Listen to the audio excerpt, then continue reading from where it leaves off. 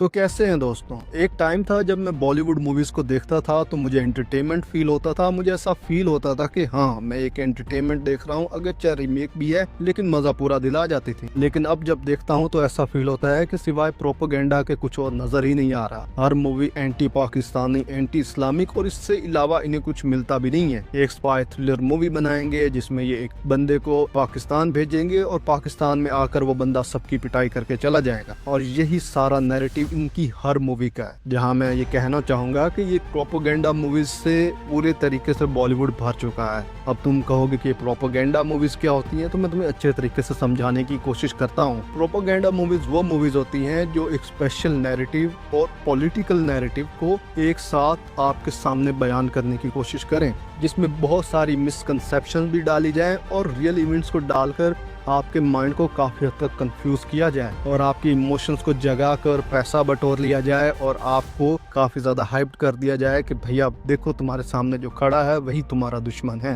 That's why कि इनकी हर दूसरी मूवी इस तरह की निकल कर आ रही है कि मुसलमान टेररिस्ट होते हैं और पाकिस्तान में ही सारे टेररिस्ट भरे पड़े हैं। इन्हें पूरी दुनिया में पाकिस्तान के अलावा कोई और मुस्लिम मुल्क नजर ही नहीं आ रहा। बाय द वे, आज मैं जिस मूवी के बारे में बात करने जा रहा हूँ वो मूवी है धुरंधर, और इसके बारे में मैं इसलिए बात करना चाहता हूँ क्योंकि इसके फर्स्ट पार्ट ने स्पाई थ्रिलर के नाम पर जितना पैसा बटोरा है तुम इसका अंदाजा भी नहीं लगा सकते। मूवी दिसंबर में रिलीज होती है और जनवरी के आते आते ये मूवी 1280 करोड़ के आसपास कमाई कर लेती है, और फिर भी करती रहती है। जहाँ से ये बात साफ तो नजर आती है कि ये मूवी उन लोगों को खास तौर पर पसंद आ रही है जो अपने आप को ज्यादा कमजोर समझते हैं, जो ये समझते हैं कि इनके आसपास सारे लोग दुश्मन है, पाकिस्तान एक टेररिस्ट कंट्री है, वहाँ सारे मुसलमान जो हैं वो टेररिस्ट हैं, और ये इसी टाइप की एक चीज को रिप्रेजेंट करते हैं और पूरी मूवी इसी नैरेटिव को लेकर चलती है। जहाँ पे मैं ये कहना चाहता हूँ कि हर बात थोड़ी ना होता है ऐसा, लोगों के माइंडसेट को चेक करना पड़ता है कि यार देखो,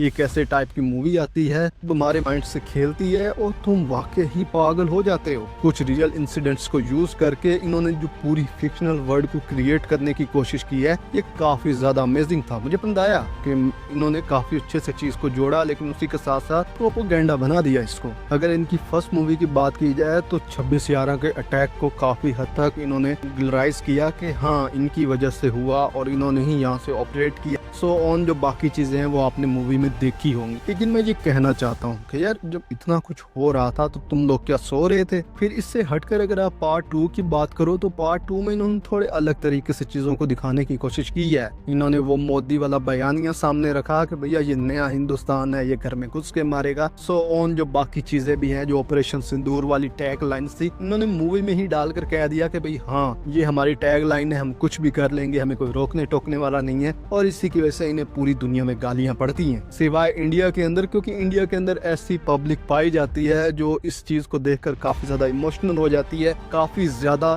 ट्रिगर्ड हो जाती है कि भैया देखो, हम हिंदुओं को कितना ज्यादा मारा पीटा गया है, हमारे साथ इतना जुल्म हुआ है। और उसी की वजह से वो इतने ज्यादा ट्रिगर्ड हो जाते हैं कि वो आसपास रहने वाले मुसलमानों को जिंदा नहीं छोड़ते, किसी को भी पकड़कर मारना शुरू कर देते हैं, किसी की भी इज्जत नहीं करते, लोगों को बहुत बुरे तरीके से ट्रीट करते हैं। खास तौर पर जब से ये मूवी आई है उसके बाद आरआरएस के गुंडों ने तो आए दिन पूरे के पूरे इंडिया के अंदर अलग तरीके से शोर मचा के रखा हुआ है। अगर इसके सीक्वल की बात की जाए तो इसके सीक्वल की ट्रेलर के अंदर साफ तौर पर दिखाया जाता है कि ये हिंदू कमजोर हैं, ये कुछ कर नहीं सकते। हालांकि डायलॉग के थ्रू इन्होंने रिप्रेजेंट किया और उसके बाद वो कहते हैं कि भैया ये लोग गए हैं, उन्हें फेंटा वेंटा लगाएंगे, और मुझे पता है ये वहाँ से वापस भी जिंदा आ जाएगा। जहाँ अब आप लोग ये कहोगे कि यहाँ पे तो रियल इंसिडेंट्स को डिस्कस किया गया, हो सकता है कि ये मूवी रियल हो, तो यहाँ पे मैं तुम्हें कहना चाहता हूँ कि हिटलर के एक बंदे की थ्योरी थी कि तुम झूठ के अंदर थोड़ा सा सच मिलाकर अपने झूठ को इतना बढ़ा चढ़ाकर बयान करो कि उसके बाद वो झूठ भी सच लगने लगे। वैसे